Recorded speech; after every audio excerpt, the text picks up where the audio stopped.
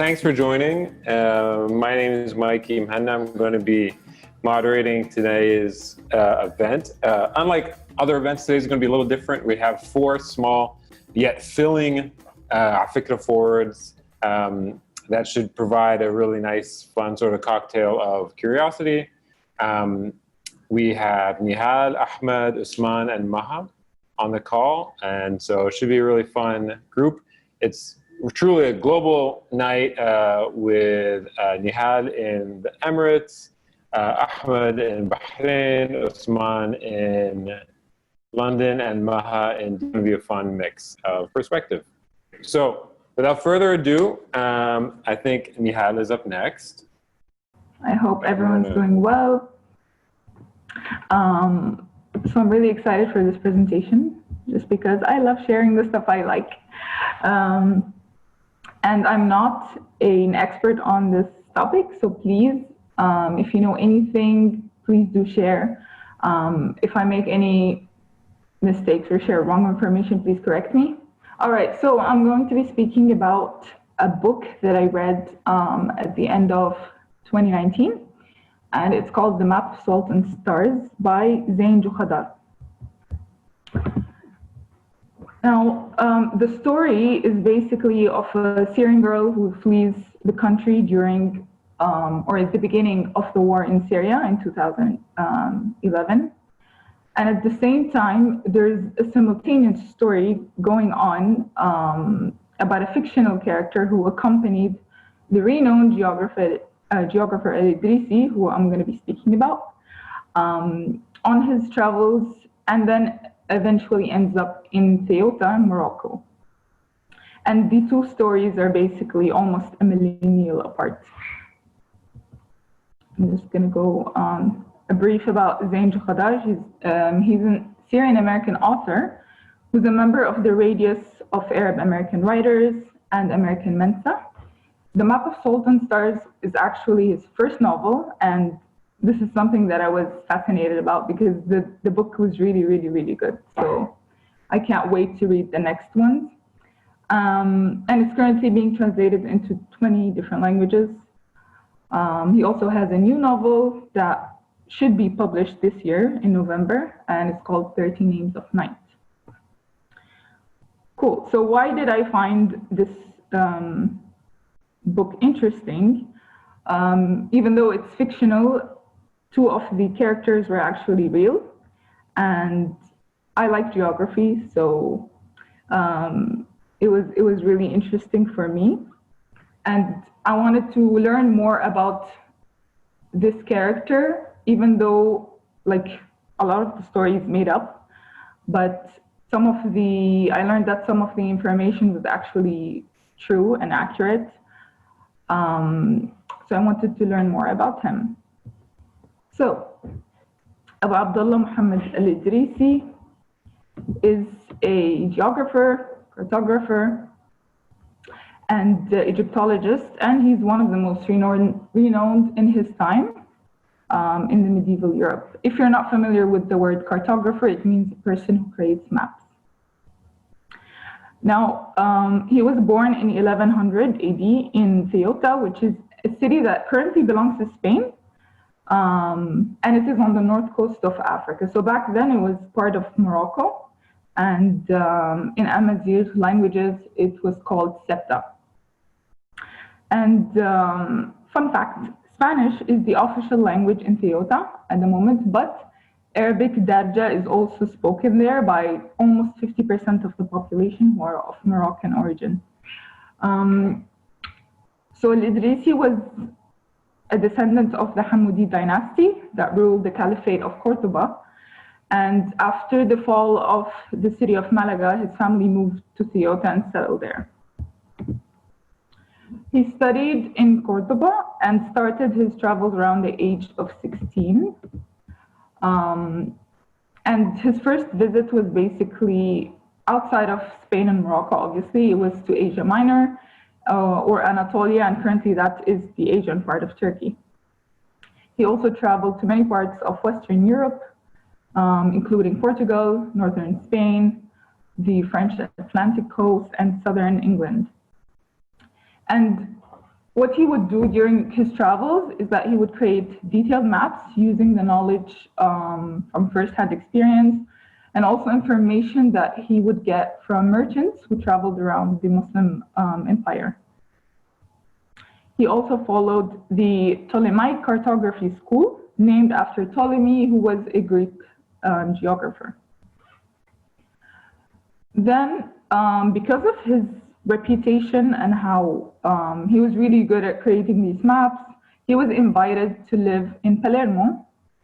He was invited by Roger II, who was the Norman king of Sicily, and he worked with him as a cartographer. At that time, the Normans were trying to keep control of the region, so they were targeting groups like the Fatimids. There were also conflicts between different Amzigh dynasties in that area, including Al-Muravids and Al-Muhads. And those conflicts were actually mentioned in the book, The Map of Salt and Stars. And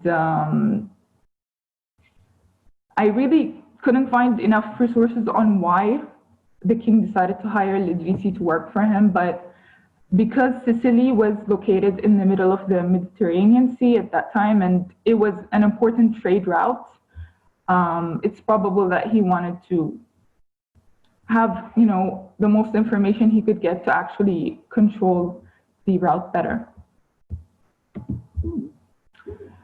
What he worked on was two of his most famous works that he worked on in the court. The first is the world map, and he actually stayed in Sicily for 18 years. So King Roger hired other scholars to help him with this, and he completed a full world map that was eventually engraved on silver. And he divided the world into 7 climates, so with their lands, watercourses, and their inhabited or uninhabited lands. And there were 3 stages to constructing this map. The first was to collect the data from both oral and written sources and testing it to confirm the authenticity of the information. And the second was to gather the information on a drawing board called Lawh al-Tarsim.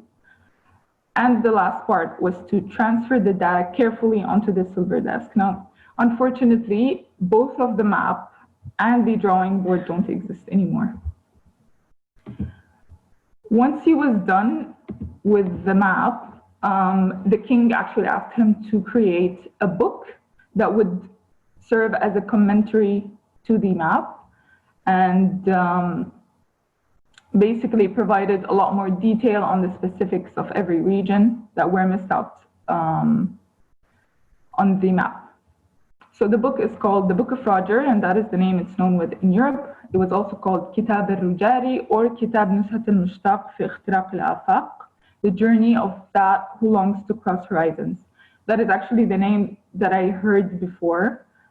And the book is basically a combination of 70 maps of the different regions of the world. So basically it's a breakdown of the full map, and it really entails a lot of details regarding lands and countries and the inhabitants of these lands, their possessions, measurements of seas and mountains, crops and revenues, buildings, all kinds of things that made this work one of the most exhaustive works that were in the field of cultural, physical, and political geography. And yeah, so basically those map and the book basically had a lot of detail about the entire regions of the world that existed, at least back then. So that included parts of Africa, Europe, especially Southern Europe, and some parts of Asia. And after this map was completed, in 1154, the king died, and Al-Idrisi continued to work at the court with his son, William I, before he returned to Ceuta, where he died in 1165. And in Ceuta, you can actually find a statue of Al-Idrisi holding his book. And something interesting that I read is how the statue was facing the ocean, to show like how the ocean was used by travelers going between different continents, and how that actually helped him create those maps. Another interesting thing I found is that Clark Labs developed geographic information system and named it after Al-Idrisi. It was first released in 1987. And Clark Labs is dedicated to research and development of geospatial technologies. And it's best known for this software, which is called Idrisi GIS. At the moment, its name changed to Terset. I'm not sure which year it was changed.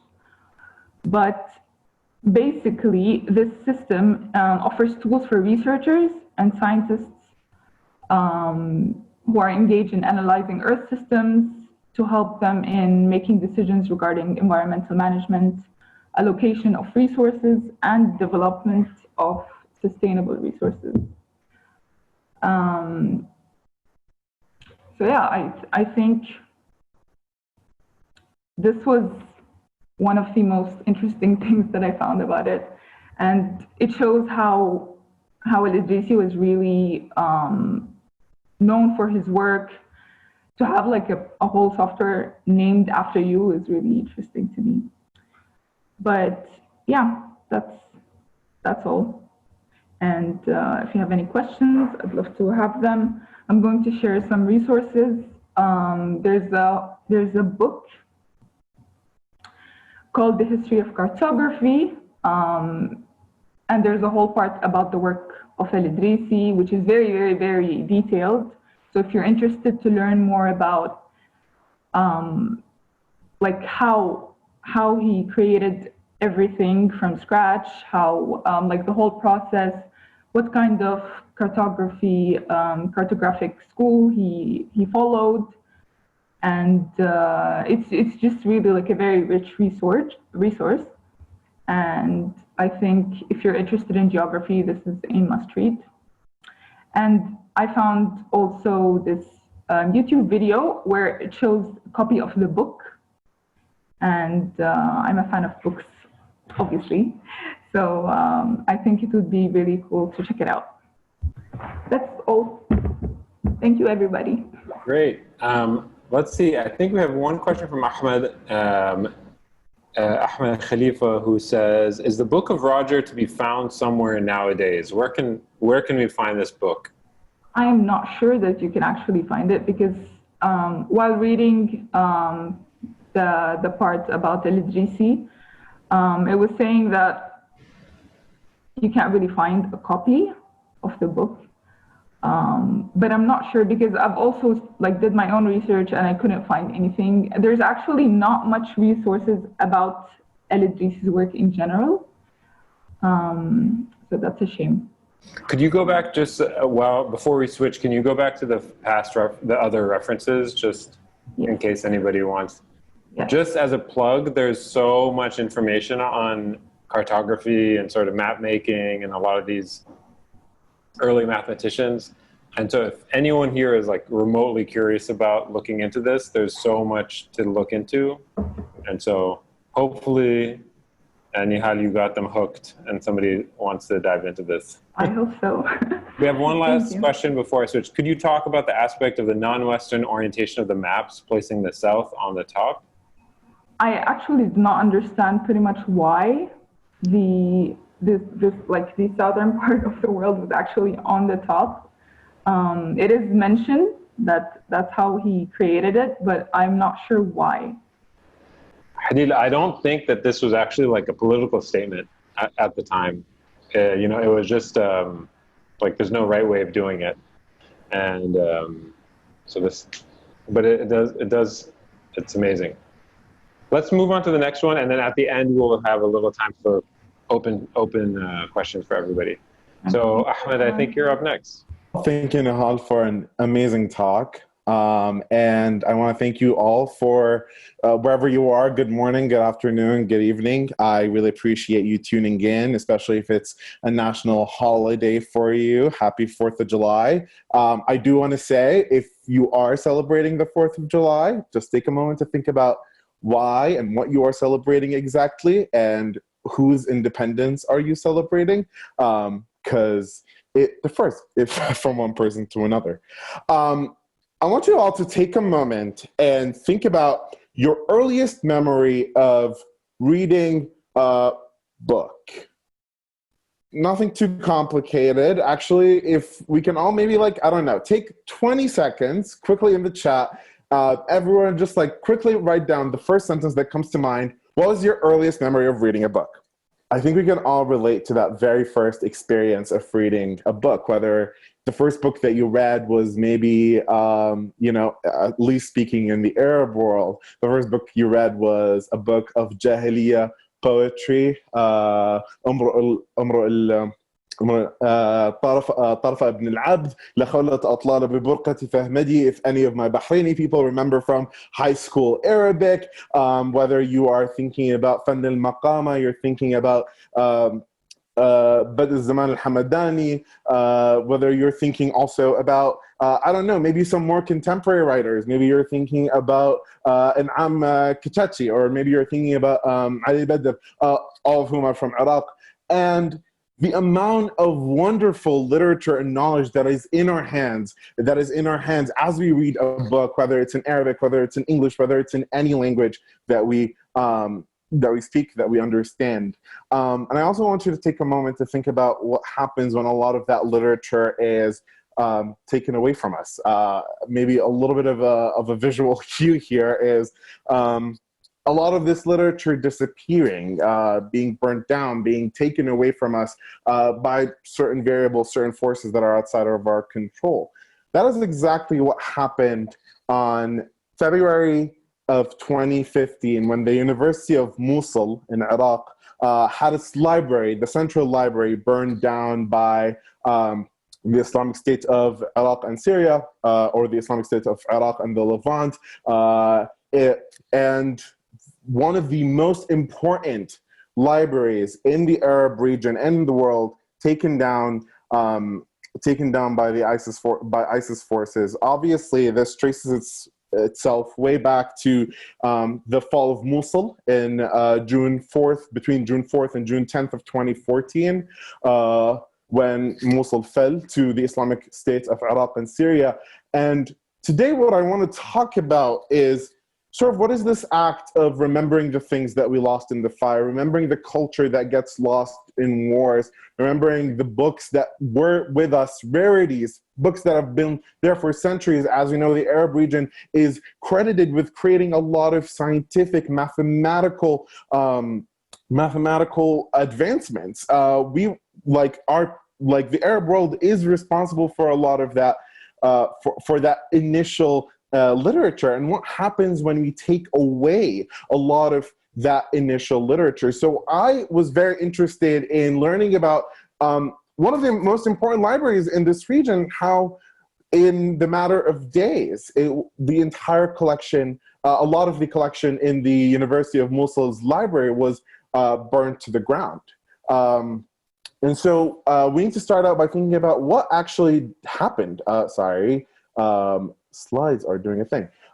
So it all starts out with obviously the fall of Mosul in June 4th, between June 4th and June 10th of 2014, when the insurgents attacked Mosul as an act of vengeance, when the Iraqi army killed the leader of the ISIS forces at that point. If my research is correct, I think it's al-Bilawi, and the ISIS forces actually fought back and went into Mosul as an act of vengeance for their leader, and they were actually outnumbered by the Iraqi forces and Iraqi military and the police forces at the time.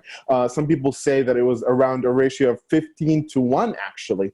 But after 6 days of fighting, Mosul did fall. The Mosul airport the ISIS forces took over control of the Mosul airport, and all of a sudden they had military control of the city, and led to thousands of refugees fleeing the city as a result.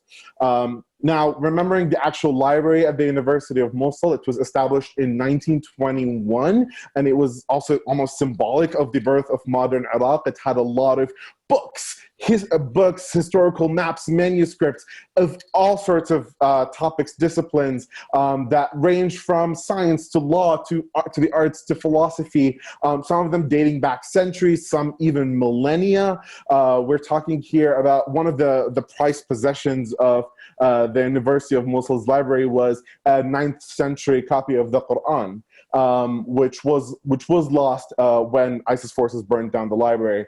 And again, a lot of these books were in Arabic. Think about how much original Arabic manuscripts were lost in the fire, as well as contemporary 21st century books in English. And so a lot of these collections were lost when ISIS forces burned down the library. We're talking here roughly around 112,709 manuscripts. We're talking 112,709 manuscripts and books. Some of them were registered as UNESCO rarities at the time. Reports say that ISIS militants actually constructed a huge pyre of a lot of these scientific and cultural texts while some of the university students watched, due to the fact that they were trying to keep warm during the cold winter months, and not knowing the rarity of the books that they were actually burning.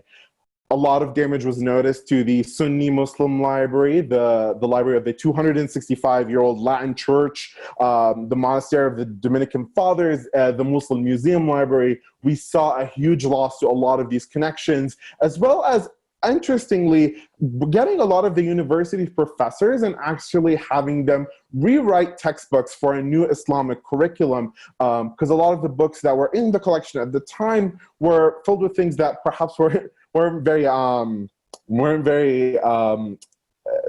we're not very kosher, if you will, with ISIS forces of the time. So we're talking about books about philosophy, about culture. A lot of that had to be rewritten for to be more acceptable, if that makes sense. And obviously having a lot of the workers in the library locked up in the first floor of it was a four-story building, locking them up and having them print IS propaganda pamphlets and distributing that. So having that be sort of a center of operations for ISIS propaganda. So you can imagine only the library going from a place of a wealth of knowledge, a wealth of information, being turned to almost this factory of information that ISIS wanted to spread out to the Iraqi people. So here's a video. You can see sort of what happened after the burning. Obviously, trigger warning for or content warning for what is a very brutal destruction of cultural sites and important locations in Iraq. So as you can see, this is Tahani Saleh. She was a master's student at the University of Mosul at the time when ISIS took over the city and burnt the library. She was actually one of the first people that spearheaded an effort to rebuild the library and save as much of its cultural resources that were saved from the fire, if that makes sense. It's a very saddening video to look at. You can see a lot of the books are burnt to ashes.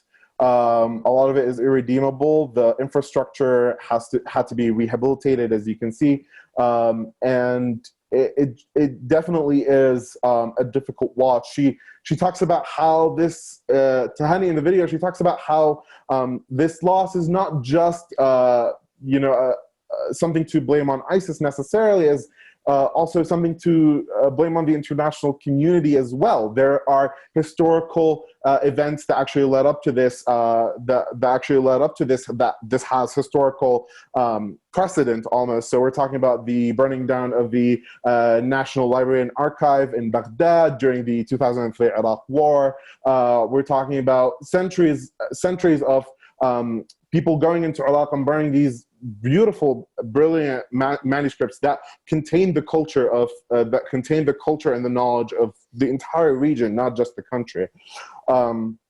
And so what is being done? The library is currently in the process of being rebuilt. Actually, a lot of international foundations and universities, seemingly a lot of them in the UK is what my research found, are actually pitching in the efforts of rebuilding the library. A lot of universities in the UK have started something called the Library Fines Foundation. So basically they take fines from people who are late on returning books to the library, and they donate those fines to the University of Mosul's rebuild efforts. A lot of books were actually saved, which is really awesome. So roughly, Tahani and her team of volunteers, of students from the university as well from the community, were able to save roughly 32,000 volumes, and were able to move them to a safe location. We're also talking about the Book and Aid International, which started an effort to provide books to the library. So a lot of books are being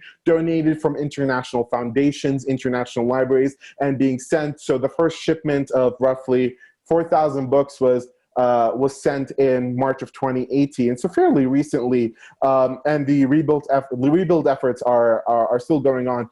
Unfortunately, I haven't been able to find a lot of current resources on what actually is being done today to support those efforts. And in fact, actually, you don't see a lot of news coming out about the rebuild efforts of the university recently. However, Mosul was taken back by the Iraqi government in 2017, and those efforts have been underway. So maybe a potential topic for a future forward or a feature. And it is important to note that a lot of the books that are being donated right now to the library are in English, when a lot of them in the past were in Arabic, French, English, Italian, Portuguese, Kurdish, Turkmen. So many of these books, again, lost. This is a photo of the volunteers. Tahani is between them, who went in, took out a lot of the rubble, were able to save a lot of the original manuscripts, and the efforts are ongoing to this day. There are also news of professors from the university even dancing in the streets when they first got the first shipment of books from Book Aid International, because it was a moment of realizing that, oh my God, we're actually going to start rebuilding the cultural site that used to be here before it was torn down by the war. And so where do we go from here? Again, suggestions for future features or forwards. The destruction of the Iraq National Library and Archive in Baghdad during the 2003 Iraq War. Wondering what was lost there. What were some of the things that were forever taken out of the archives of history when that happened. And also something that was really interesting that I found in my research was that a local report claimed that residents saw roughly around 2,000 books being put into 6 pickup trucks by ISIS forces, into pickup trucks that had Syrian license plates. And a lot of those books were sort of driven away, never to be seen from the library before it was burnt down. So I'm kind of interested in asking, where did those books go? Where are they today? And sort of how can we actually get back some of that culture that was unfortunately lost? So to conclude, there's a very common saying that says, Egypt writes, Lebanon publishes, and Iraq reads. And so Irina Bokova, who was the chairman of the UNESCO at the time that all this was happening, has this really awesome quote that this destruction marks a new phase in the cultural cleansing perpetrated in regions controlled by armed extremists in Iraq. It adds to the systemic destruction of heritage and the persecution of minorities that seeks to wipe out the cultural diversity that is the soul of the Iraqi people. again, this was back in 2015, and we've seen a lot of efforts being done to actually rehabilitate that. But something that I want to sort of leave all of us with is this idea of how does Africa actually fit in this idea of conserving culture that is constantly being lost due to variables such as natural disaster, wars, things that are out of control of the people that are actually the guardians of that knowledge and that culture. Some factors are out of their control. And so for me, and for us as Afikra community in general, part of what I see this work doing is conserving that culture and maintaining it in forms of this digital archive that hopefully will last for years and years to come. And again, it's on us to sort of ask those questions that Afikra is asking us to ask, sort of or not, it's asking us to ask questions. I'll leave it at that. And yeah, it's on us to sort of be the guardians of that culture that we very dearly hold on to, especially as we face different forces that try and rip it away from us. And so with that, please talk to me more about it. My email and the Insta and the Twitter and all the things are thrown up on the screen. I'd love to take questions. Without further ado, thanks so much. I'm going to pass it over to Maha. That was fantastic. Hi, everyone. I'm Maha. I recognize a few of you guys on here, but hello to everyone else. So I'm going to talk a little bit about Doria Shafik. She's a famous Egyptian feminist icon that is actually not very well known, both in Egypt and abroad. So I'm pulling this from an article called Overlooked No More, Doria Shafik, who led Egypt's women's liberation movement. And it's actually from the New York Times segment called Overlooked. For those of you who aren't familiar, a couple of years ago, the New York Times, which is a major newspaper in the United States, decided that its obituaries were filled with too many old white men, and that they were featuring too many old white men that had died in their obituaries, and they really wanted to diversify who they talked about. And so they kind of opened the books of history and decided to pick a few people and write about them. And one of those people was Doria. So the New York Times kind of regretted not printing her original obituary when she died, and they finally printed one for her in 2018. And just kind of on this note, the New York Times actually still has an open comment section about if you think there's anyone in history, Arab or not, whose kind of obituary has ever been overlooked. It might be worth emailing the New York Times and kind of getting them on there. I'm sure someone did this for Doria, and it was really worth it. So here's the article itself. And this is kind of what inspired me to do the forward, because as an Egyptian American, I actually had never heard of Doria Shafik, although I'm pretty interested in women's history and the feminist movements globally. So Doria was born in 1908. She was born in Tanta, which is a smaller town in Egypt, and then she later moved to Alexandria. Her father was a civil servant in the Egyptian government, and just for time frame period wise, Egypt was obviously going through a lot in the 50s,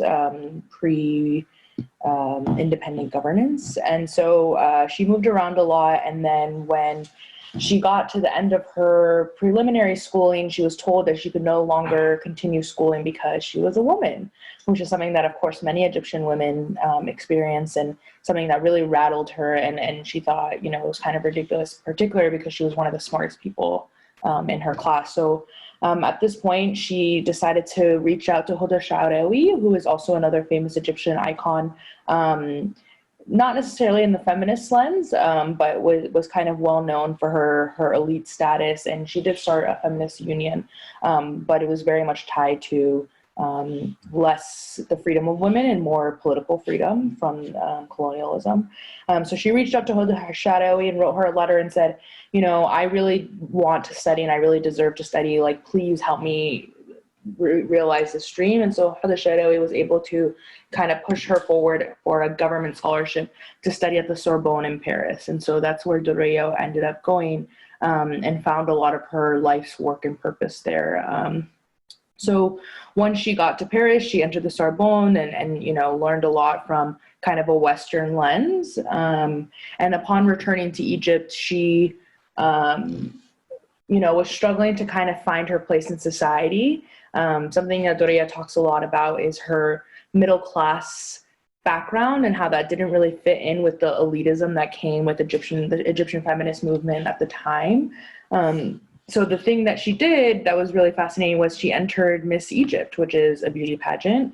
And what was remarkable about her entering was she was actually the first Muslim to enter. And so the beauty pageant was really focused on Westerners entering or Coptic Christians, and there was never a Muslim to enter for the first time. So she won runners up, and this kind of shook her community in the sense of, you know, how could a Muslim woman enter this pageant?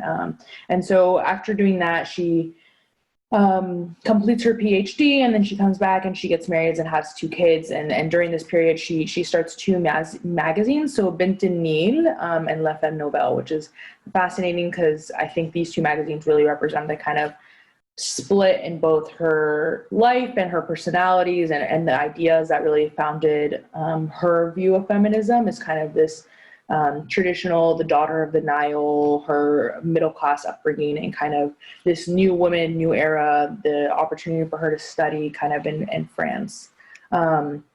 So after she took over La Femme Nouvelle, she took it over from the first wife of King Fouad I, and then she decided to create Bint Nihal.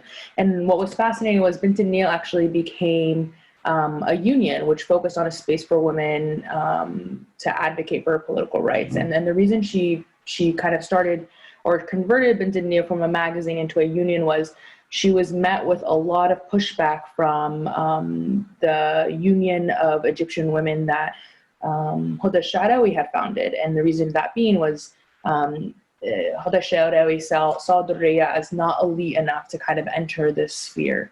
And so we can constantly see Doria kind of running into non-intersectionalism in her attempts to kind of find feminism in Egypt. And so that really pushed her to create this space for kind of women from all over Egypt.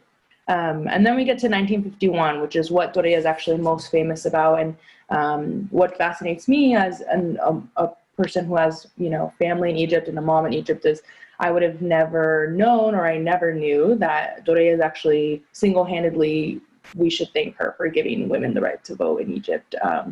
So in 1951, her most famous activity that she did as a feminist was run a feminist congress. And she basically took 1,500 other Egyptian women and they stormed Congress or Parliament on that day. And essentially she held Congress for 4 hours and refused to leave until they listened to their demands. And this kind of played a key role in ending not only British rule in Egypt, but also bringing a lot of those demands forward during that end to British rule.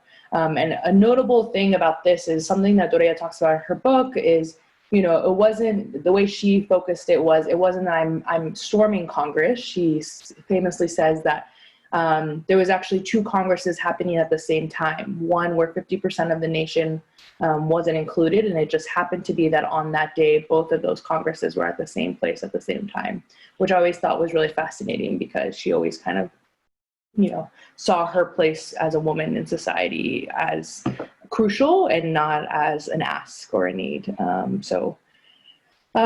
She later goes on to you know, we don't see immediate wins kind of from that ask after the storming of Congress, but after several years and most notably the end of British rule, we begin to see some of those demands be taken out. And most notably 4 years later, women were given the right to vote. And so that was kind of a huge win for Doria. And then obviously at the end of her timeline, she there's a fascinating split in her life where she essentially went from being in the spotlight as a feminist icon in Egypt to kind of going into solitude. And a big reason she went into solitude was her criticism of Gamal Abdel Nasser.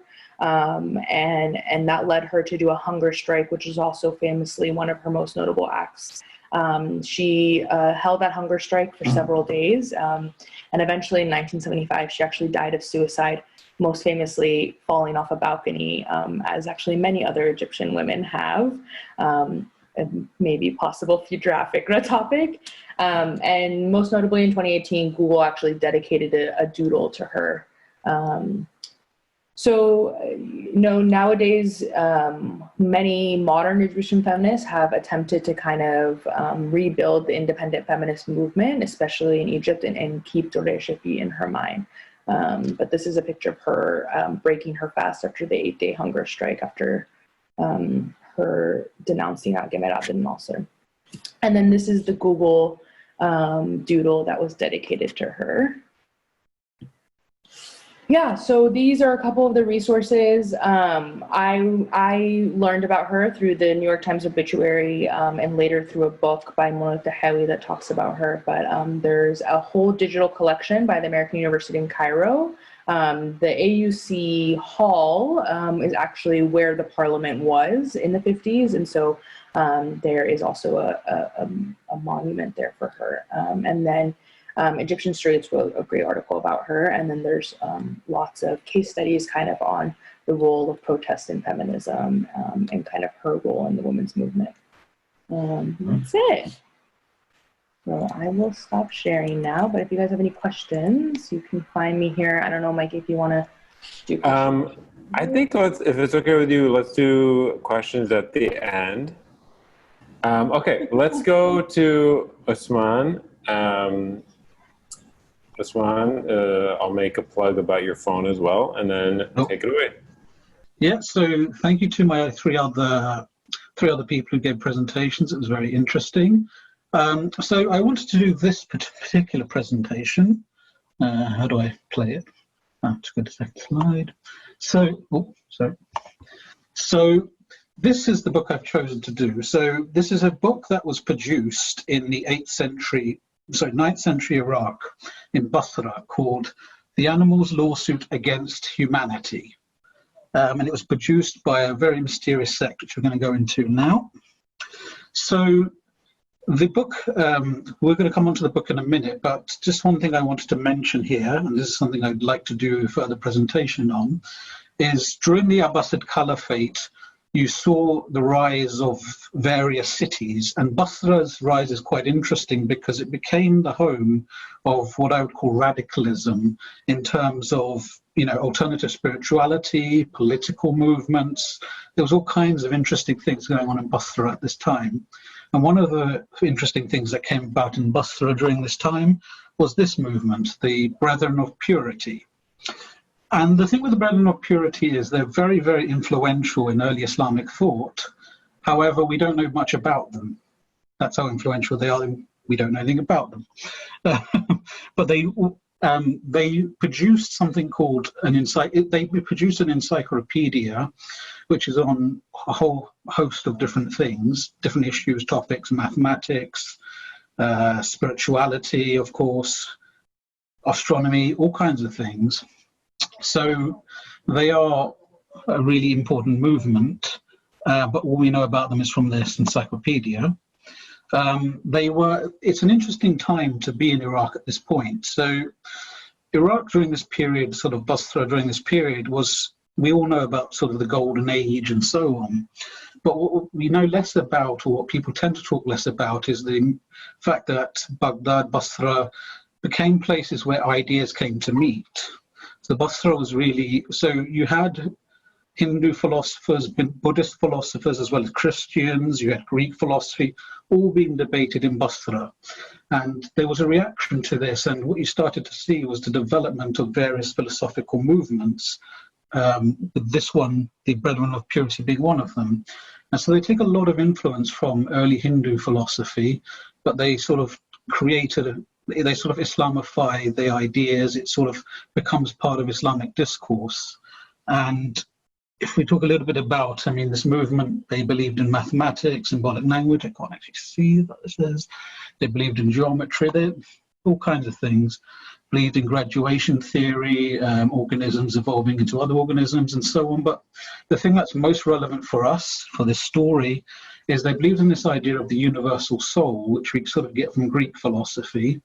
And that's the idea that there is a kind of one eminence behind everything. So all human beings, all animal, plant, earth life has a soul to it, and that soul emanates from one particular source. And that source would, of course, be a divine source. So that's a play on the Islamic idea of Tawheed, or oneness.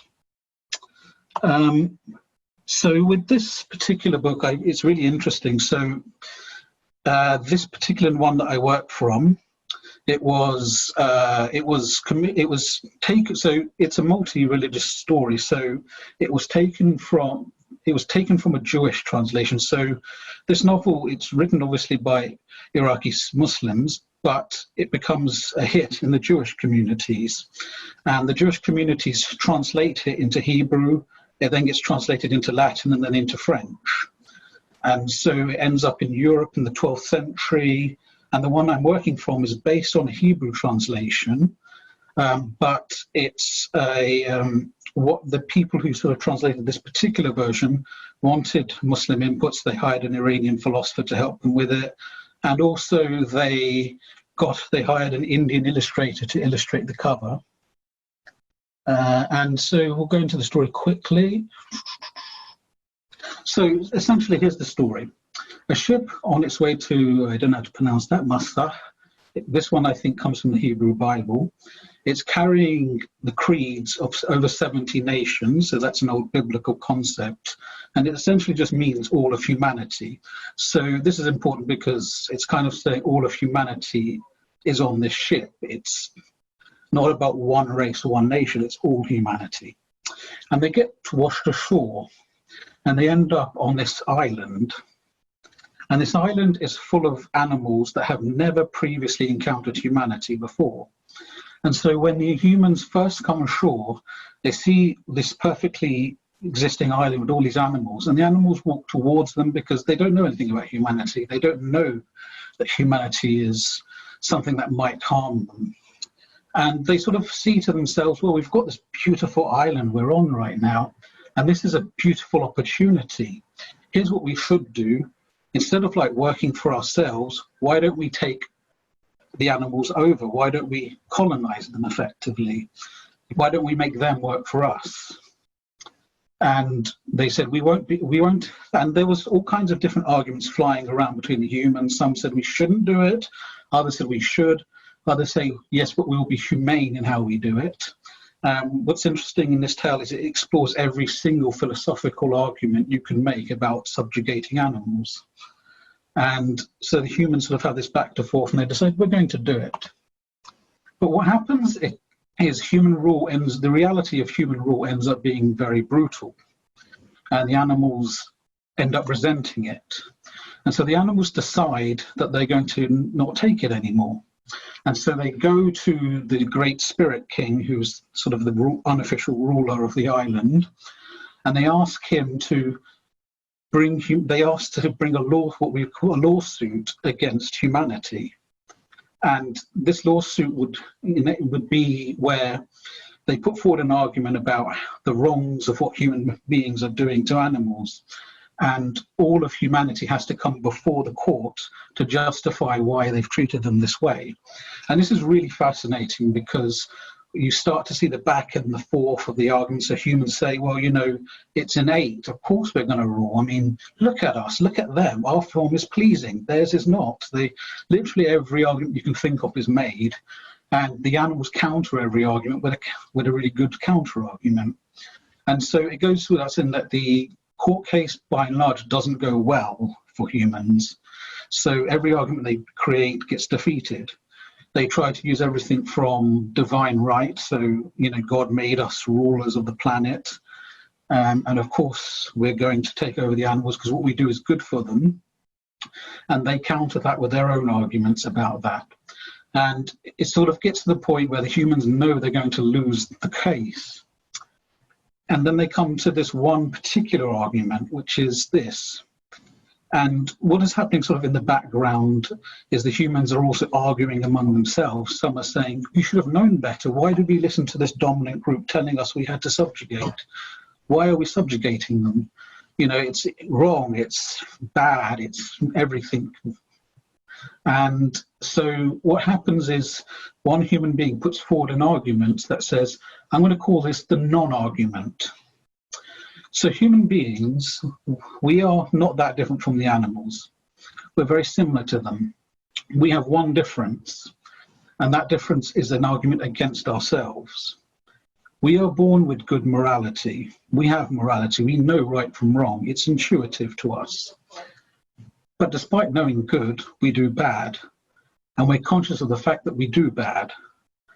And the fact is, we don't deserve to rule, but we are ruling.